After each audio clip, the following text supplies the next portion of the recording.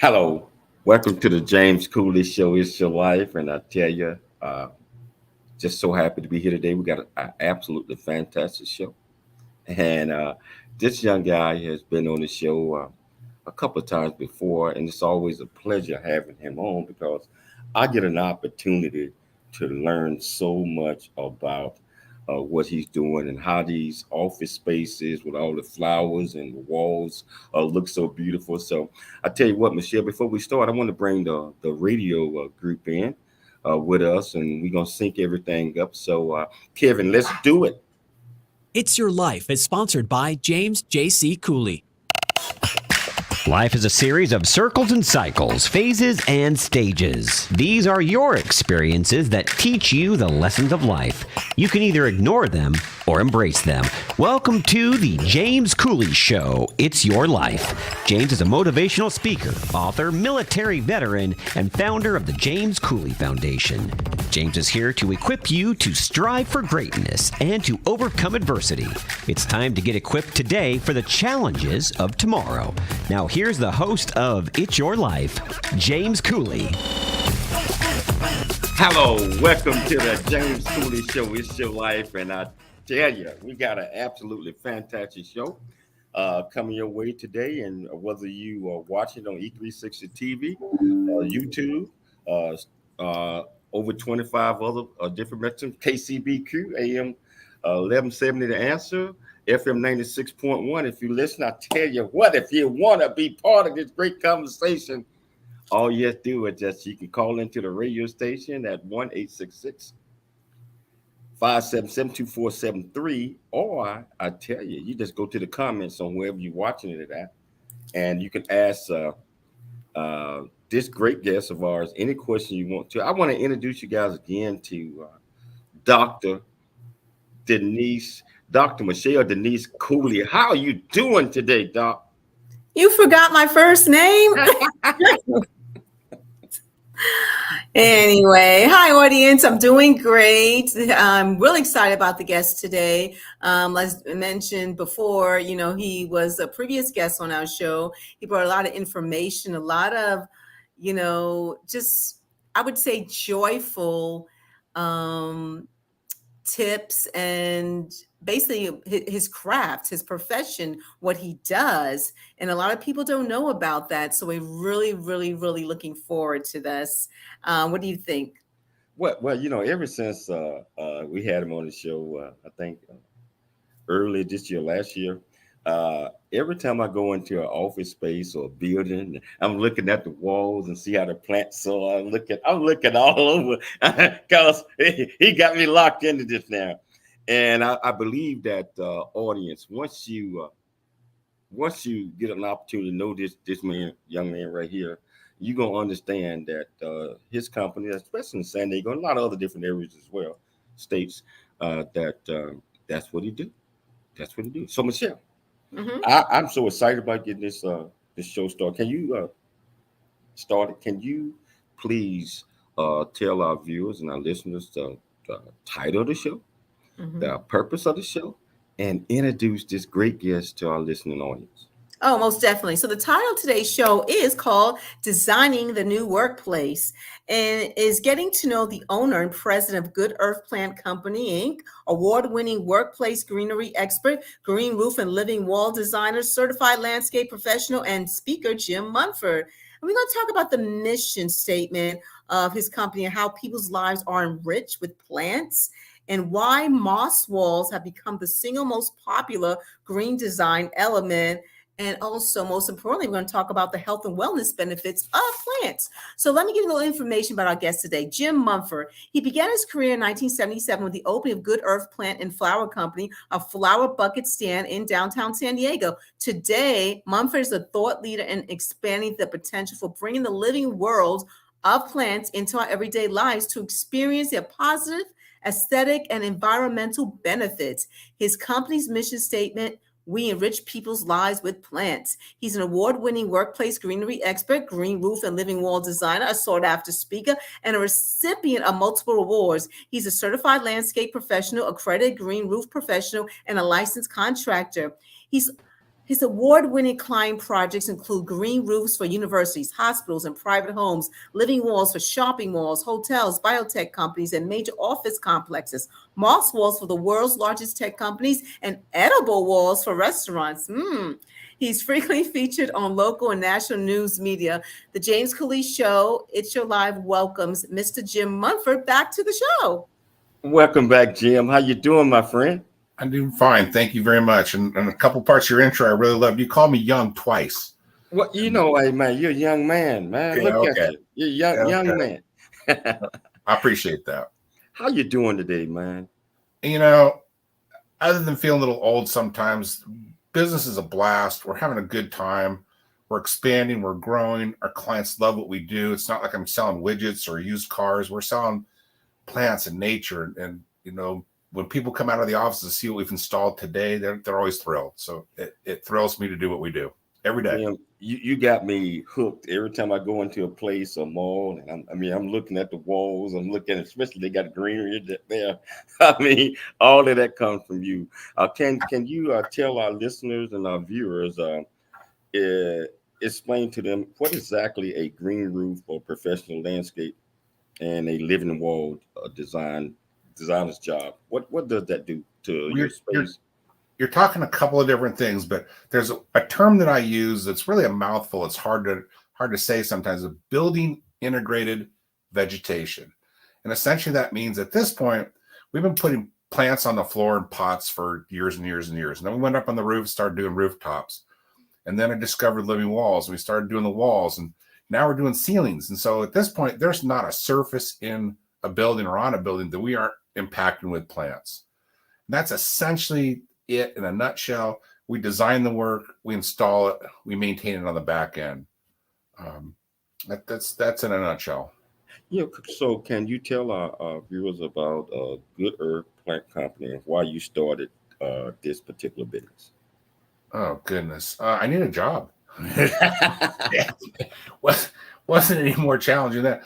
And I was going to junior college. I was still trying to figure out what I was doing back when I was 20.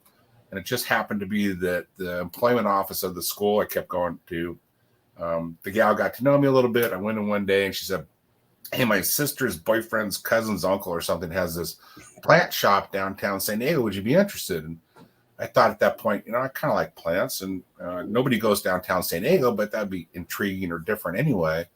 Got this job 3 months in. They decided to sell. My dad loaned me $3,500 and bought it. And I think that the persistence and perseverance, I don't give up easily. I don't quit. And really just kind of reinventing myself a few times over the years into a new market or new idea. There's been a couple of failures there, but for the most part, everything's worked out really well. And it just keeps moving forward. Wow. So you just celebrated 45 years in business. Yes, And,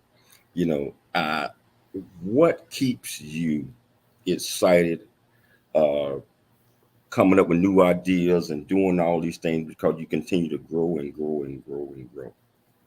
And that's probably easy. It's the people. I mean, we service our clients, take good care of them. I feel very strongly that we enrich their lives with plants. We bring nature inside or into their work environment. From there, it's my people. I've got such a good crew. I love them to death. They do anything for each other. So it's not like backstabbing or gossiping. They're there to help each other and help the client in the end of the day. And so we enrich their lives as well. I hope that through the training, the learning, the education, the confidence, the courage that they learn from working at Good Earth Plant Company is something they take out in the rest of their lives. And they're always enriched and doing better at the end of the day than they did when they started. Yeah. So what kind of businesses do you work with, or do you work with private homes, et cetera? Can you tell our viewers and listeners a little bit about that? Sure. Interestingly enough, right now, our mix is probably 95 to 5% commercial to residential. I just bought a competitor. I'm not at liberty to talk much about it, but they're heavy on the residential side, and I'm excited to move into that market. It is a high-end home. It is someone that can afford what we do. It's not inexpensive. It's certainly beautiful and certainly wonderful. And I'd like to say it's not very expensive, but at the end of the day, you got to have power. You got to have a roof. You got to have a phone. You don't necessarily need to have what we have. But our commercial clients really run the gamut from technology to biotech to hotels to restaurants, law firms. Anybody that really has an office is someplace we can help out with. Wow. So you are leaning in that market area a little bit. So the pandemic changed a lot, Jim, and it changed how we think, how we do business. How did that affect you and a lot of the work that you had been doing prior to that? I heard something that I'd never heard before in all these years, when one of the big techie companies, they were down to a skeleton crew, just a few people, and I thought, oh my goodness, they're not going to care about the plants. It's the last thing they're worried about.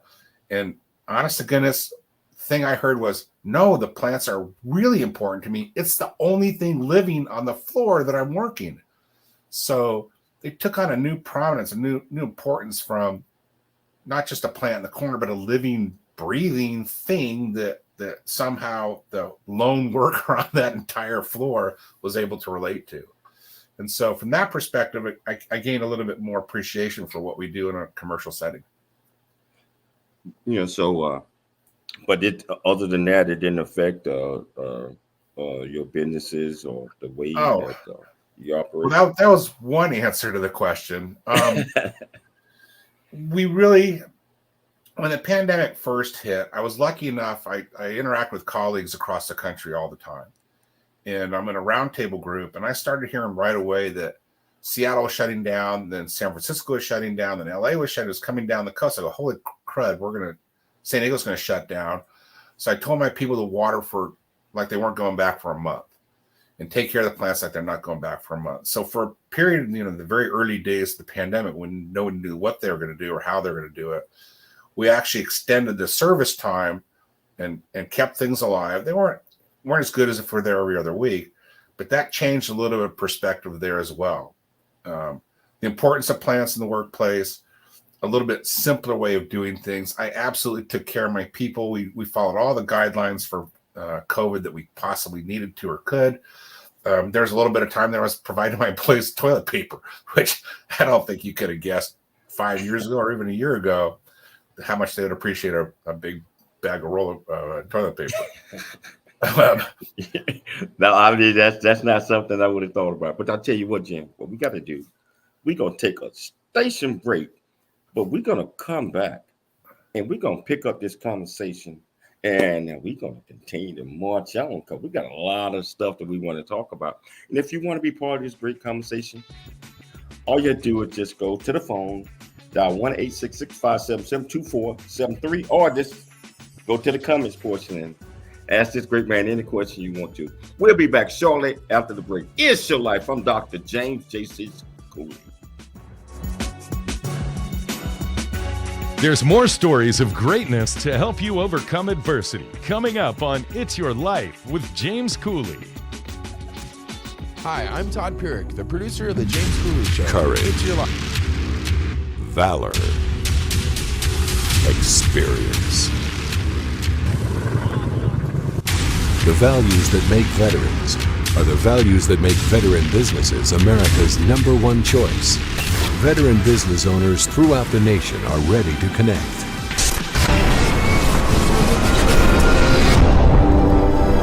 OpsForVets.com. Handshakes, not handouts. Ops for Vets connects veterans with business opportunities. Here is a closer look at a featured veteran business. Every business listed is a verified veteran-owned business and can be found in the OpsForVets.com supplier directory. OpsForVets.com. Get on the grid.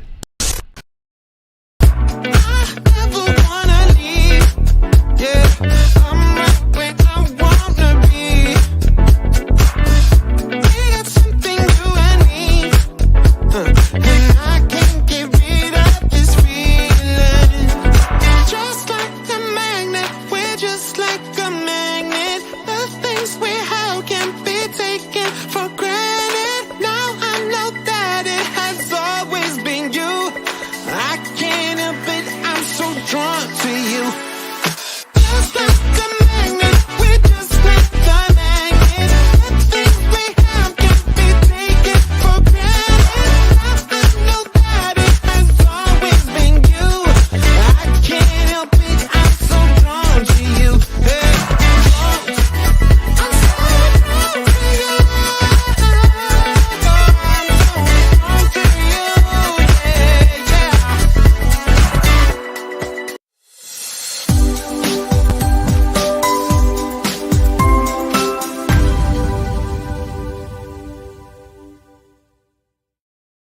1170 San Diego. The Answer.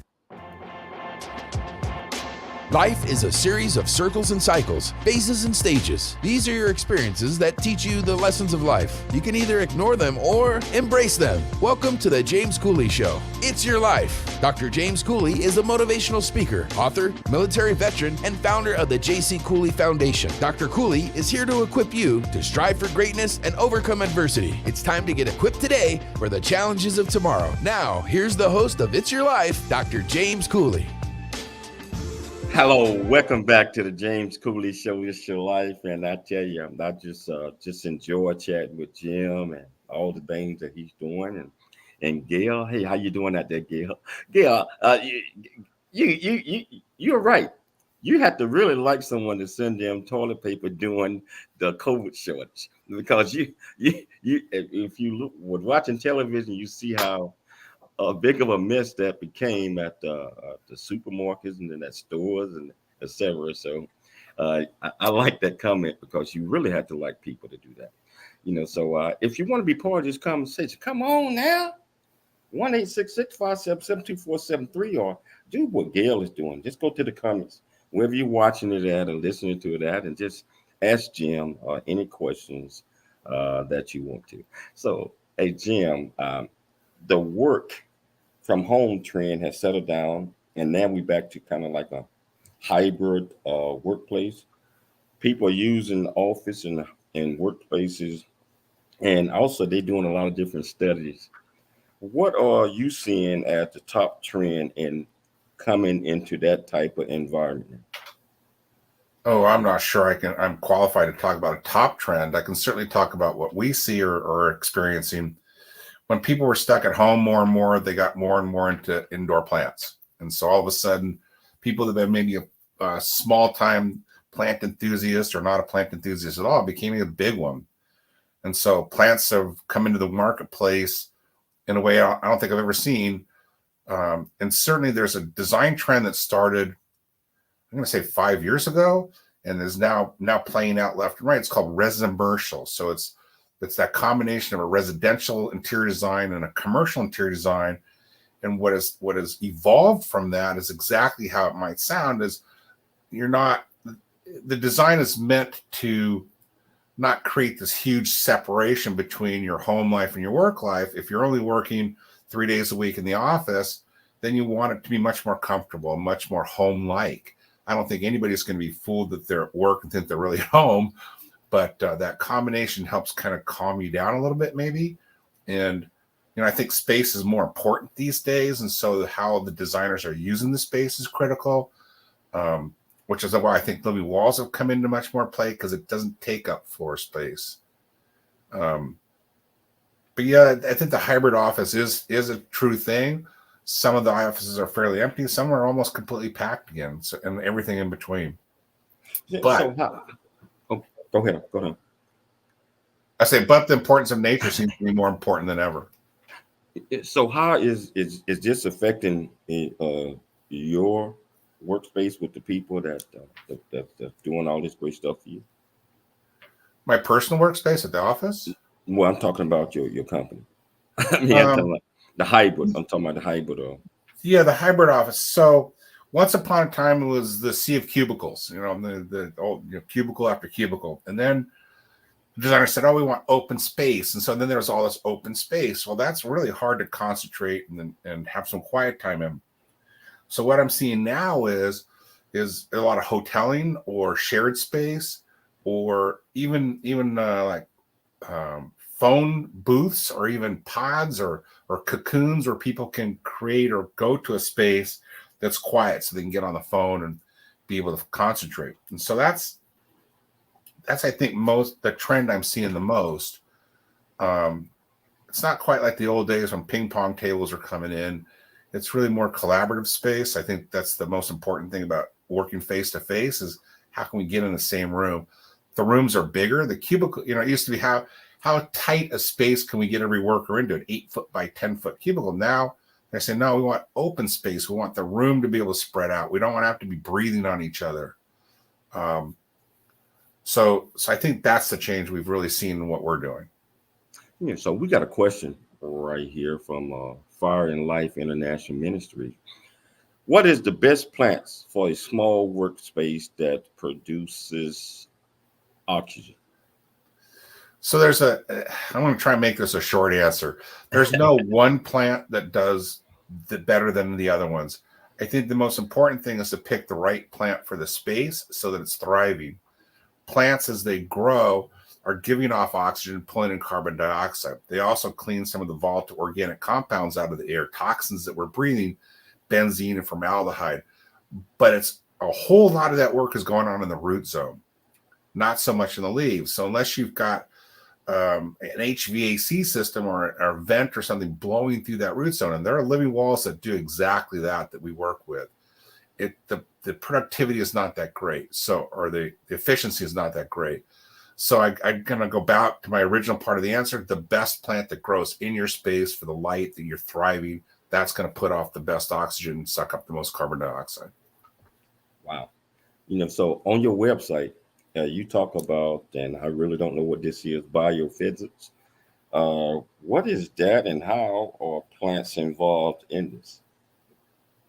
So biophilia, or biophilic design, biophilia really is our love of nature. And when you think about it, if you're burnt out and you're tired, you need to restore some energy or rejuvenate yourself, unless you go to Vegas, you're probably going to the mountains, the desert, the ocean, some place where you're immersed in nature. Why do we have pets? Why do we have plants inside? And so it really speaks to that connection we have in nature that is so critical. When we bounce that over to biophilic design, there's a couple of different ways that can be achieved, certainly by plants, but things like fireplaces or aquariums. And if you've got something that moves, you've got a breeze or moving fish or moving flickering flame, it's even more dynamic in how it affects us in our working inside or living inside. So biophilic design also talks about fabric. So if you've got fabric that is a floral print, or you use bamboo as a wall covering, so it's not just plants themselves or living plants. It has a couple different sections there. Another one is how the space is laid out. So there's refuge, there's mystery. Biophilic design is fascinating. I highly recommend, if anybody's interested, I can't talk long enough about it, is to Google it and look it up and see what they find. So do you work with a lot of clients on those? Is that in demand? Not so many clients specifically ask for biophilic design. Certainly the architects and interior designers are very familiar with it. They're asking about it. But when I'm talking directly to a client, an office manager, a facility manager, even a property manager, probably not speaking of that specifically, but they're talking to the concept. They want to have that nature element in their space. And so I think last time we was talking, I think you had worked on in the stadiums. I'm talking about the walls in the back of baseball stadiums or something like that. Can you talk about that a little bit? That wasn't me. That's a colleague of mine, Jan Goodman in Boston. She did, is it Detroit Stadium? I don't remember right now, but they've done there's green walls are showing up in stadiums. And certainly, if you're a batter and you're looking out past the pitcher, they have something very neutral in the background. Well, guess what? They're starting to be green walls, living walls. Do you think that it might happen in some of the San Diego stadiums until football? We're talking San Diego sports. That's a sore spot. My Chargers left me. Petco Park, if you go down there where the Padres play, there's a lot of plants. I think our landscape architect, I think it was Spurlock Poirier, did a heck of a job bringing plants into planters and plants that cascade over walls. You look out in the outfield, you can see a grassy hill out in the distance. So I don't think there's any more room for plants there because they've done a great job bringing plants in originally. The new stadium for the Aztecs where they play football, I have not been to Snapdragon yet. Who knows? I reached out to them early on. They didn't come back to me. So who knows? Maybe they'll put some in later. Wow. So real quickly. We got about a minute and a half before the break. Can you explain how does plants make a difference in the new office environment? Can you give us just a couple of examples? How do plants give? Well, certainly plants can be used to block an ugly view. They you can help direct traffic if you have a line of plants. Oh, I'm not going to go that way. I'll go this way. They soften a sharp corner. They bring color into space, not just the green, but we have blooming plants. If you go to a wall or a moss wall, then it's almost like a living picture. So now we're creating art. That's a little bit different. But that's essentially how we're impacting the space using plants in that way. Wow. So just like I told you, audience, you're going to learn a lot. I am sitting here learning a whole lot, and we're going to take a station break. But we're going to come back, and we're going to continue this great conversation with Jim Mumford. And if you want to be part of 1-866-577-2473, or you can just go to the comments and ask a question. It's your life. We'll see you shortly after the break. There's more stories of greatness to help you overcome adversity coming up on It's Your Life with James Cooley. Really get a chance to know who you are. And once you know who you are, you truly know who you are, love who you are. Love who you are. You're a masterpiece. Love who you are. Love who you were born to be. Love me some me. That's what I'm talking about. When you leave high school, you gotta know today or tomorrow, or hopefully today, what your plans are. Hopefully, there is no bad decision unless there is no plan. Create, collaborate, commit with confidence. Commit with what? Commit with what? And everything that you do.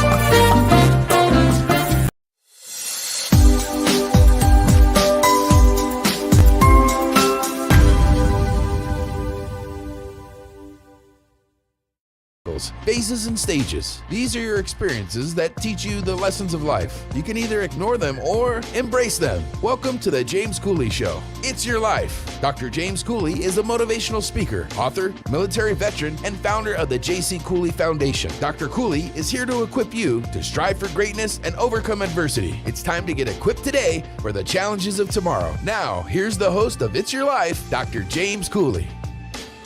Hello, welcome back to the James Cooley Show, and I tell you, we are learning so much from Jim about living walls and just about plants in general.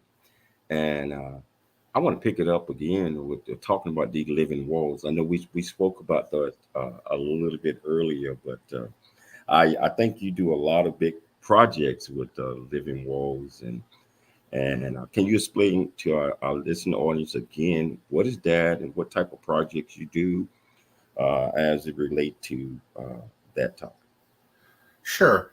So we do living wall projects across the country, primarily San Diego, Orange County, Los Angeles. But essentially a living wall is some way of attaching plants to the wall itself, not growing up the wall on a trellis. It's a different kind of living wall. It's not what we're necessarily talking about now, but a module that we plant, or in the case we've developed a system ourselves where it's got a backing and a fabric in the front and it's stuffed like a giant pillow full of soil. We cut slits in it and put the plants in, and they grow out. It's pretty amazing to me. If you'd asked me 20 years ago, this is something I'd be doing, I'd have been shocked because I didn't think it'd work, but it works really, really well. And so essentially I'm painting with plants. And so I'm making stripes and swirls and eye drop shapes and waves and different shapes that organically read very well. Sometimes it's architectural, rows and columns of different colors and different kinds of plants. And so that's essentially what it is. It's a module of some kind that attaches to the wall. So how long does it take to do a project like that? Tell me. Well, it depends. I mean, some of the bigger ones, we've got 4 going into Las Vegas here. We've slated 4 guys to work on it for 5 days.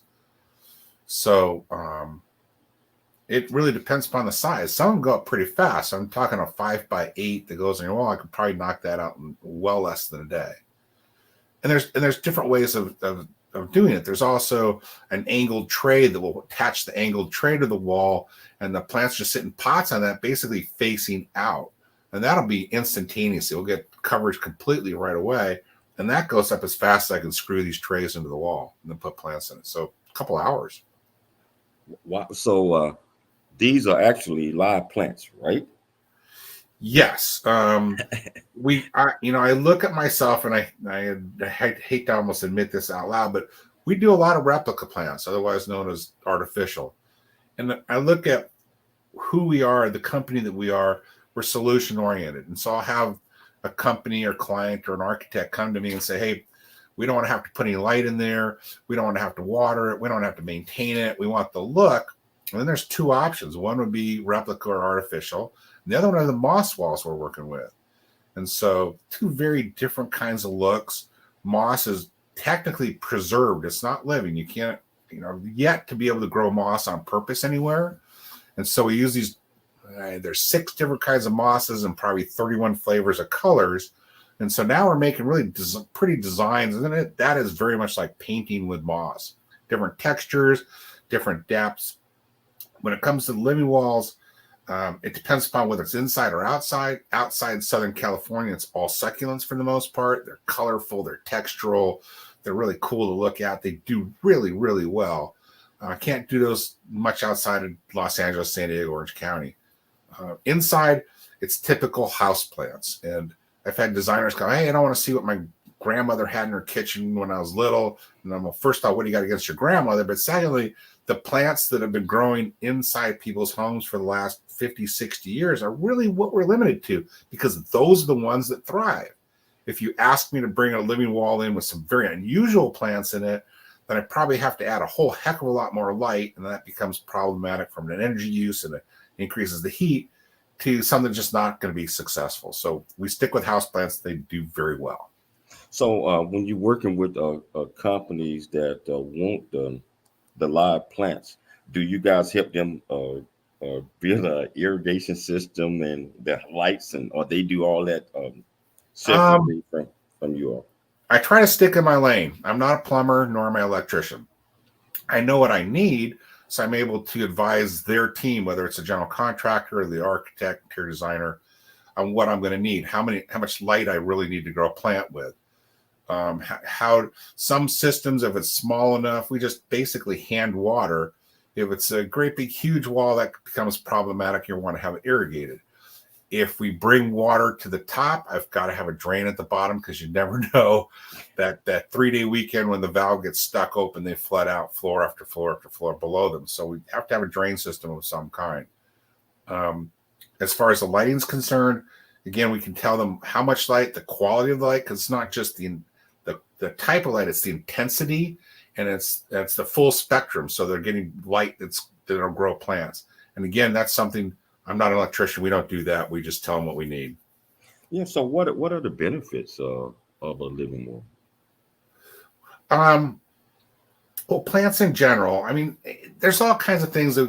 Studies show that in the presence of plants, productivity goes up and absenteeism goes down. And there's studies that show through NASA's work, the volatile organic compounds that I mentioned earlier that plants take out of the air, they do give off oxygen. But I think at the end of the day, James, they're beautiful. It's an aesthetic, and it's a living aesthetic. It's a breathing aesthetic. It's something you look at. Difference between maybe Europe and what I'm experiencing. My clients barely want to see a yellow leaf. I'm there every couple of weeks, detailing and styling those plants, getting a yellow leaf. In Europe, if you have a brown tip or a yellow leaf, there's a different assumption. The plant is alive, and as it grows and it thrives in its space, it's going to have a yellow leaf here or there. It's going to have a brown tip, which is very different than what we're seeing. But it's a living, breathing thing in your space, as I mentioned a little earlier. You mentioned something about a moss, and I'm still trying to put my hands and my eyes and my mind around what is that. I mean, I got an idea, and I know it's probably some listeners and some viewers out there asking the same question. I'm going to throw a plug out there. Go to goodearthplants.com and see some pictures. Shy of that. So moss is a very calming, very soothing material plant that you're going to see outside in nature and in cooler places, shady places probably there's some water, some mist involved.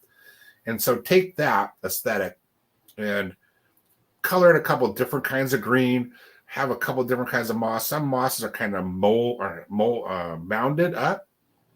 And so with mounds and then changes in color and shape, I'm painting. I mean, you can see I've got a phenomenal designer on my team, Rachel Heckathor, and the work she does just blows me away every single time she does something. I go, how did you come up with that? Where did that idea come from?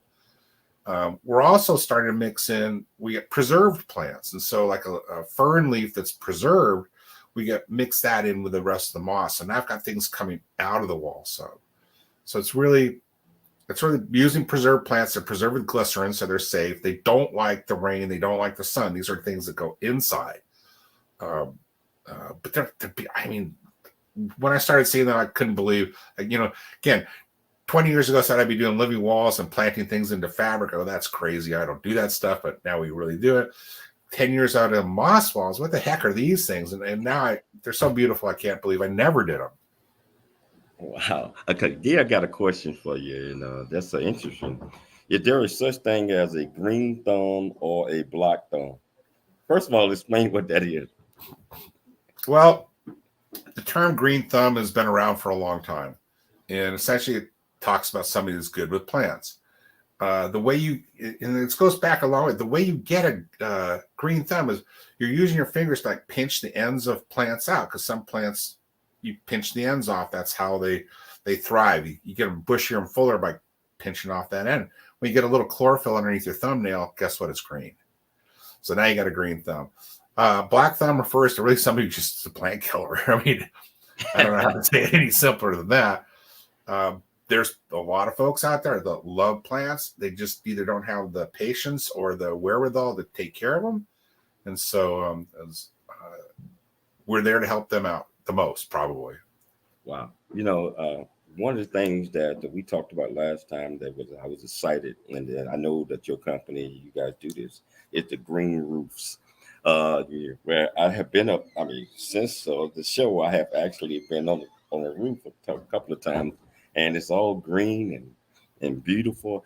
First of all, can you tell our viewers what is the green roof, and just tell them a little bit about it first? Sure. I'm going to break that down to two different kinds of rooftops. One's more of an amenity roof, and that's essentially where people go up there. You've got chairs and tables and barbecues, and they've planted bushes, trees, potted plants, grass, lawns, almost anything you can think of. You've got the weight load up there to put it, and obviously it's waterproof. So that's one kind of roof. The roof I like doing, or we do more of, is what's called an eco roof. And that's essentially where I've got a very thin layer of soil, about 3 to 4 inches deep, up to 6 inches. So the weight load doesn't become incredible. You cannot plant your rooftop, call it a green roof, without doing the engineering calculations to make sure it's going to hold the weight of that roof. They can weigh an awful lot. It's essentially 30 pounds per square foot and up. It's fully saturated, nice big fat plants growing in it, but when you add that up times 1,000 square feet of rooftop, which isn't unusual, 30,000 extra pounds. We don't want that phone call that my roof caved in on us for breakfast this morning. So that's that kind of green roof, eco roof. I'll tell you what, we're going to take a station break, but I want to come back and I want to pick it up and talk about green roof and eco roof a little bit more, and also continue to educate our listeners and viewers on all the great things that you are doing and that your company is doing. So I tell you what, if you want to be part of this conversation, all you have to do is just reach out to this, not say it, young man, and we're going to continue to talk about all the things this company is doing. So it's your life. We'll be back shortly after the break. There's more stories of greatness to help you overcome adversity coming up on It's Your Life with James Cooley. The J.C. Cooley Foundation. We are not a charity. We are veterans. We are warriors, brothers, and sisters. We don't need, we deliver. Opsforvets.com. Handshakes, not handouts. I'm Albert Rencheria, Marine Chief Warrant Officer 4, retired, Ops for Vets CEO. I invite you to take a look at our organization. You'll quickly understand why out of thousands of groups currently serving our veterans, we have become the most rapidly growing and opportunity-rich team in the market. We have deployed dynamic distributors who are responsible for servicing and growing their regions, East, Central, and West. We provide a complete roster of high-caliber services, produced to create the results you require. Find us on the web at www.opsforvets.com. Handshakes, not handouts. Noah Dingley here, producer of The James Cooley Show, It's Your Life. And the new audio version of James' book, Country Boy, City Boy, A Journey That Ain't Over Yet, is a must-have. James shares his true life story of struggle and success in America.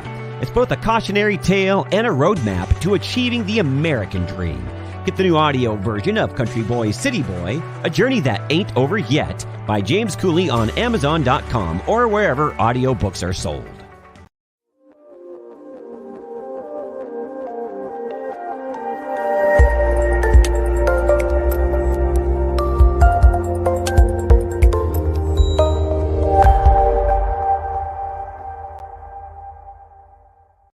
Is a series of circles and cycles, phases and stages. These are your experiences that teach you the lessons of life. You can either ignore them or embrace them. Welcome to the James Cooley Show. It's your life. Dr. James Cooley is a motivational speaker, author, military veteran, and founder of the J.C. Cooley Foundation. Dr. Cooley is here to equip you to strive for greatness and overcome adversity. It's time to get equipped today for the challenges of tomorrow. Now, here's the host of It's Your Life, Dr. James Cooley.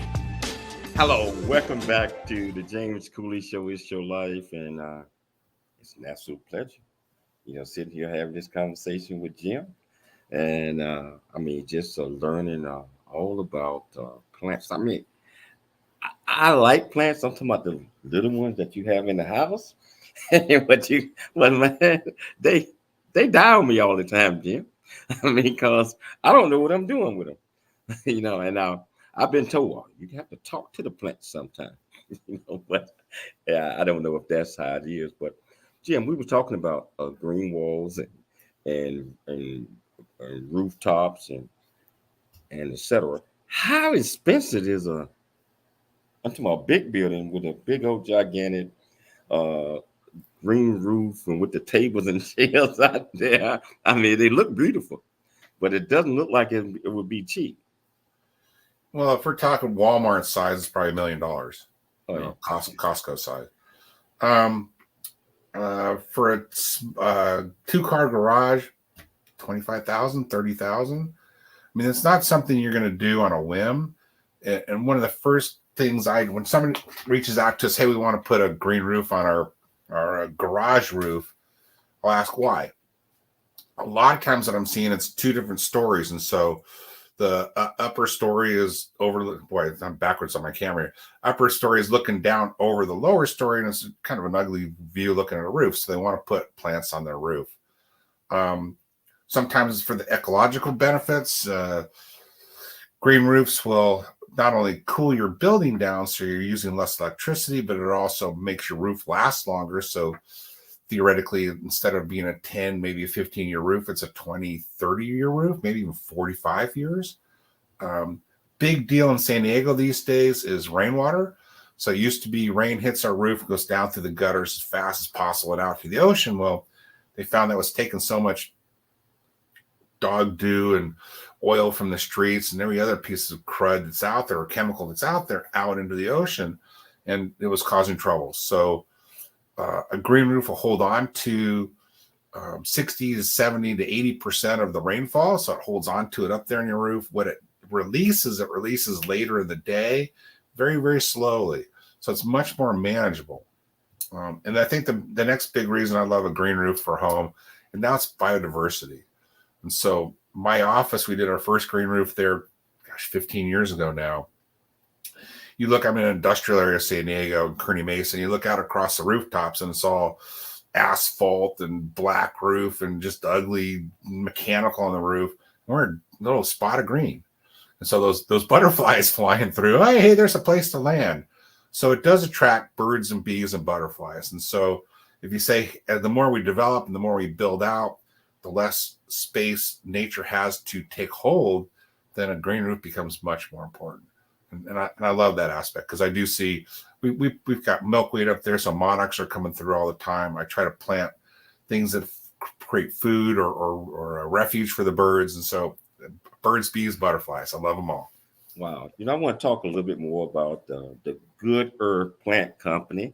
Sure. And the holidays are coming about. I mean, Christmas, all the different holidays that are coming up.